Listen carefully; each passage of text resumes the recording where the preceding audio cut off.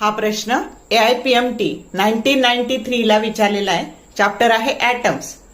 Hydrogen atoms are excited from ground state of the principal quantum number 4. Then the number of spectral lines observed will be option A 3, option B 6, option C 5 आणि option D 2. आता बघा, आपला जो hydrogen atom आहे तो कुठून कुठे excite झालाय तर ग्राउंड स्टेट कडून 4 नंबरच्या n बरोबर 4 साठी तो एक्साइट झालेला आहे. तर नंबर ऑफ स्पेक्ट्रल लाईन काढायचे. आता एक शॉर्टकट फॉर्म्युला असतो बघा, capital N that is number of spectral lines, N higher orbit, N into bracket N -1 divided by 2. मग आता इथं तुमचं n स्मॉल n बरोबर 4 आहे.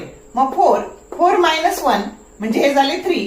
4 into 3 that is 12. 12 divided by 2 that is equal to 6 spectral line. म्हणजे number of spectral line 6. तर हा formula लक्षात ठेवा. असं कुठल्याही ऑर्बिट मधून कुठेही समजा हायर ऑर्बिट 5 दिलं तर 5 वजा 1 4, 5 चौक 20, 20 भागिले 2 नंबर ऑफ स्पेक्ट्रल लाईन आल्या 10. कळतंय का? तर या पद्धतीने याला सोडवायचंय. करेक्ट ऑप्शन आहे बी. शॉर्ट व्हिडिओ आवडले लाईक करा, शेअर करा, कमेंट करा. For more useful tips and tricks, keep watching Wings of Physics. Thank you very much.